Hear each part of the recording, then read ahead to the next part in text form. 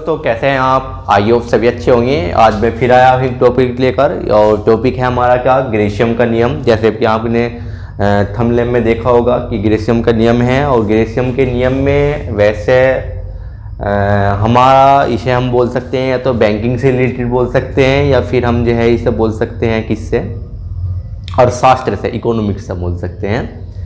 ठीक है, तो वैसे ग्रेशियम का नियम यदि हम समझे बेहद ही आसान है। और ग्रेशियम के नियम कहाँ पे ग्रेशियम का नियम बनाया समझा गया था, ये समझा गया था इंग्लैंड में, और किसके द्वारा, एलिजाबेथ के द्वारा। अब इसकी थोड़ी सी हिस्ट्री सुनेंगे, क्या इसमें कहानी है, क्या क्या हुआ। देखिए, एलिजाबेथ वहाँ की नई महारानी बनी, तो नई महारानी बनने के बाद उसमें नया कुछ करने की जज्बा आया, जोश आया। तो उसने जब देश की कंडीशन देखी तो देश में बहुत सारे परिवर्तन किए। जब बहुत सारे परिवर्तन किए तो एक उसने परिवर्तन चाहा कि मैं एक परिवर्तन और भी करूं। कहे मैं परिवर्तन करूं मुद्रा में, कहे मैं मुद्रा में भी कुछ परिवर्तन कर दूं। कैसा परिवर्तन? देश में जो मुद्रा चली हुई थी वो बेहद ही घटिया किस्म की मुद्रा चली हुई थी, बेकार। कैसी मुद्रा चली हुई थी? बुरी मुद्रा चली हुई थी, बुरी, बहुत ही बेकार मुद्रा, घिसी पीटी मुद्रा चली हुई थी। अब जब ये देखा कि मुद्रा जो चली हुई है वो बहुत ही बुरी, घिसिया किस्म की चली हुई है, तो एलिजाबेथ ने चाहा कि जो ये मुद्रा है ये चलन से बाहर हो जा, और मैं अच्छे नोट जो है चलन में ला दूं। एलिजाबेथ ने ये चाहा।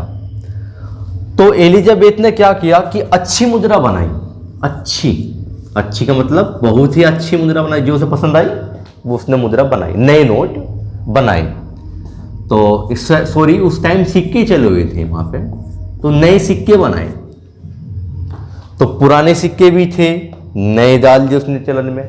उसने ये सोचा कि जैसे आदमी जब उसे नए कपड़े मिल जाएंगे तो क्या करता है, वो नए कपड़ों को धारण कर ले और पुराने जो है चलन से बाहर कर देगा। ऐसा उसने अपना माइंड की, मतलब अपनी दिमाग में ऐसा कुछ साइकोलॉजी सोचा।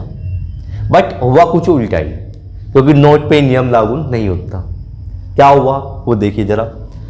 जब बुरी मुद्रा और अच्छी मुद्रा दोनों देश में चलन में थी, तो लोगों ने क्या किया, लोगों ने जो है बुरी मुद्रा को ही चलन में रखा। जो अच्छे सिक्के आए, जो नए सिक्के आए, उन्हें अपने पास रख लिया, नए नोट। तुम भी देखो, यदि तुम्हें 100 का एक पुराना नोट मिले, एक नया नोट मिले, तो तुम 100 का तो जेब में रख लोगे जो नया है, और जो पुराना है, घिसा पिटा है, वो चलन में रखने की कोशिश करोगे। तो ऐसा ही एलिजाबेथ के साथ हुआ बेचारे की। तो क्या हुआ, वो बड़ी समस्या में आई कि भाई उसने जो नए सिक्के चलाए ये जो है देश में बिल्कुल भी नहीं है। सबने जिसे मिले, जिसके हाथ में जो सिक्का लगा वो उसने कब्जा लिया, अपने पास रख लिया। प्राचीन जब कुछ टाइम पहले भी ऐसा हुआ था, कुछ मेट्रो के सिक्के आए थे तो सबने अपने पास रख लिए। जो मेट्रो का सिक्का मिल जाए तो वही से कुछ मतलब कुछ अच्छी फीलिंग करा था उसे लेकर, कि दूसरों को ऐसा जो है दिखाया भी था कि मेरे पास मेट्रो का सिक्का है। तो ऐसी, क्योंकि जो मेट्रो जो नए सिक्के आए थे में क्या हुए थे, मेरे तो चलन से बाहर हो गए थे, क्योंकि जिसके पास चला गया उसने रख ली। पुरानी मुद्रा फिर चली। इंग्लैंड की जो महारानी थी वो बड़ी विचलित हुई। उसने देखा देश में कि यही मुद्रा चल रही है, नई जो उसने डल ली थी में एक एक सिक्का सब गायब होगा धीरे धीरे। बड़ी समस्या आई एलिजाबेथ के सामने। ठीक है, और यदि ये तो एक नॉर्मल सी बात है, ऐसा होना तो स्वाभाविक है। अच्छी मुद्रा, यदि दोनों मुद्रा एक साथ चलाई गई तो अच्छी मुद्रा चलन से बाहर होगी। ठीक है, तो एलिजाबेथ बड़ी विचलित हुई। तो एलिजाबेथ ने किसे बुलाया? एलिजाबेथ ने अपने सलाहकार मंत्री थॉमस ग्रेशियम को बुलाया और उससे कहा कि भाई साहब, हमारे सामने एक बड़ी विचित्र समस्या आएगी। उन्होंने कहा कि क्या समस्या है? कि समस्या ये है कि हमने नए नोट चलन में डाले थे, और आज मैं अगर देश में देखती हूँ इंग्लैंड में, तो क्या हुआ, अभी जो हमने नए सिक्के चलन में डाले थे में गायब हो गए। जो पुराने थे, घिसे पीटे थे, घटिया किस्म के थे, आज भी वे चलन में है, और पुराने जो नए थे वे गायब हो गए। क्या हुआ? तो सर लगा दे इनके सामने, या प्रोफेसर सर थॉमस बड़े विचलित हुए और वो थोड़ा उन्होंने सोचा कि उसने मुझे कुछ टाइम दो, मैं सोच कर आता हूँ ये क्या हुआ, ऐसा क्यों हुआ, क्योंकि तुमने कुछ सिक्के जब डले थे तो मेरे सिक्के कहाँ गए। तो उसने बेचारे ने बहुत दिनों तक जो है अध्ययन किया और वह जो है घूमते रहे, लोगों की मेंटलिटी को समझने की कोशिश की। तो जब मेंटलिटी समझने की कोशिश की तो उन्हें क्या पाया, उन्होंने पाया कि यदि किसी देश में दोनों मुद्रा एक साथ चलन में डाल दी गई, अच्छी मुद्रा और बुरी मुद्रा, अच्छी मुद्रा और बुरी मुद्रा, तो बुरी मुद्रा अच्छी मुद्रा को चलन से बाहर कर देगी, बुरी मुद्रा अच्छी मुद्रा को चलन से बाहर कर देगी। कैसे? जितने भी पैसे हैं सब अपने कौन से पुराने नोट चलाने की कोशिश करेंगे और जो नहीं है वो सब अपने पास रख लेंगे। चलन से बाहर होगी। चलन से बाहर का मतलब क्या हुआ? जो चलन में है ही नहीं वो चलन से बाहर हुआ। हालांकि सरकार ने तो वैलिड किए हैं पर उन्होंने अपने पास जो रख लिया वो चलन से इसलिए बाहर हो गए, तो बड़ी समस्या आई। तो अब जब ग्रेशियम ने बड़ा अध्ययन किया और बताया कि जी यदि दोनों मुद्रा तुमने चलन में डाल दी तो जो बुरी मुद्रा है वो अच्छी मुद्रा को चलन से बाहर कर देगी। ठीक है, तो ये नियम उन्होंने बताया। किसने बताया? थॉमस ग्रेशियम ने। तो ये था और ये इंग्लैंड में ये स्थिति आई थी और एलिजाबेथ वहाँ की महारानी थी और ये इसीलिए इसका नाम मिला था ग्रेशियम का नियम, इसीलिए दिया गया। और ग्रेशियम का नियम क्या हुआ कि बुरी मुद्रा अच्छी मुद्रा को चलन से बाहर कर देती है, ये ग्रेशियम का नियम है। ग्रेशियम ने अतः क्या वाक्य दिया कि बुरी मुद्रा अच्छी मुद्रा को चलन से बाहर कर देती है और डिटेल से बताया क्यों। ठीक है, तो इस तरह हमारा क्वेश्चन, जो हमारा पहला क्वेश्चन था वो जो है कंप्लीट हुआ और इसमें जो बड़ी डिटेल से हमने बताने की कोशिश की है।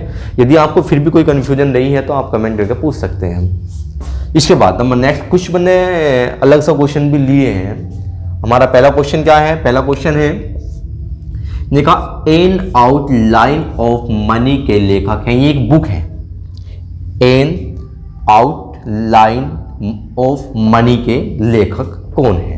तो उसके लेखक जो हैं ये मिस्टर क्राउथर हैं। इन्होंने ये बुक लिखी, ये एक बुक्स है जिसने क्राउथर जी ने लिखी है जो। इसके बाद नंबर नेक्स्ट क्वेश्चन, निकट मुद्रा। नाम से पता लग रहा है इसका क्वेश्चन का क्या है? निकट मुद्रा। क्या मुद्रा? कौन सी मुद्रा? जो निकट है कहीं के मुद्रा के, मुद्रा नहीं है पर जो निकट है कहीं के मुद्रा के, हालांकि वो मुद्रा नहीं है। ऐसा भी हो सके कि जो मुद्रा के निकट है मुद्रा ना हो। हाँ, ऐसा हो सकता है। कैसे? सेंटेंस स्टार्ट करेंगे। चेक मुद्रा नहीं है, चेक पैसा नहीं है, चेक को मुद्रा में कन्वर्ट करना पड़ेगा। हाँ, निकट है मुद्रा के, चेक निकट है मुद्रा के पर मुद्रा नहीं है, मुद्रा में कन्वर्ट करना पड़ेगा। इसी तरह हमारा क्या है? विनिमय बिल। समझते होंगे तुम विनिमय बिल, जो तुम्हें लिख कर दिया होगा। तो ये क्या है? अभी इसके पैसे आने बाकी है, अभी हमारे पास एक पत्र है तो क्या है? मुद्रा के निकट है न कि मुद्रा है। इसके बाद क्या है? ऋण पत्र। ऋण पत्र क्या है? ऋण देने का पत्र। ये भी क्या है तो मुद्रा, क्योंकि तुमने किसी को ऋण दिया उसके बदले क्या मिला? तुम्हें पत्र मिला। ऋण पत्र चैप्टर पढ़ा होगा तुमने, ऋण पत्र। तो ये क्या है? ऋण पत्र जो मिला वो मुद्रा नहीं है, क्या है? मुद्रा के निकट है। मुद्रा तो भविष्य में उसे कन्वर्ट करनी होगी। ठीक है, तो ये था मुद्रा, निकट मुद्रा। इसके बाद नंबर नेक्स्ट क्वेश्चन, बैंकिंग अधिनियम कब आया? बैंकिंग अधिनियम कब आया? तो बैंकिंग अधिनियम, जो बैंक संबंधित नियम बनाए गए थे, तो जो नियम आया है वो आया 1949। ठीक है, तो इसमें बताए गए थे कि एक बैंक खोलने के लिए क्या वैलिड होना जरूरी है। तो मैं तुम्हें थोड़ा बता दूं, एक बैंक खोलने के लिए आपके पास 500 करोड़ रुपए होने जरूरी है या 500 करोड़ की संपत्ति होनी जरूरी है। 500 करोड़, ठीक है, 500 करोड़ रुपए होना तुम्हारे पास जरूरी है। तो कहीं कहीं तुम्हें 200 भी मिल सके, क्योंकि जो पुरानी बुक है उनमें 200 है, कहीं फिर 250 मिलेंगी। तो आपको याद रखना है कि ये 500 है, अभी तक ये 500 है। ये जो है पुराने जब नोट बैंक प्राचीन काल में बनाए गए थे तब ये बुक छपी हुई है, कहीं 200 मिल सके 250 मिल सके, पर आपको याद रखना है कि ये 500 है, 500 करोड़। ठीक है, तो ये है। इसके बाद है नंबर नेक्स्ट क्वेश्चन है क्या, मनी इल्यूशन पुस्तक के लेखक कौन है। मनी इल्यूशन बुक के जो लेखक हैं वे हैं हमारे कौन से, इरविन फिशर। इन्होंने जो है कौन सी लिखी है, मनी इल्यूशन बुक लिखी है, तो इसके राइटर हैं। ठीक है, तो ये थे कुछ क्वेश्चन जो मैंने आपको जो है बताने की कोशिश की है अच्छी तरह से। यदि फिर भी कोई प्रॉब्लम रही है तो आप इसे जो है रिपीट करके एक बार दोबारा से देख सकते हैं।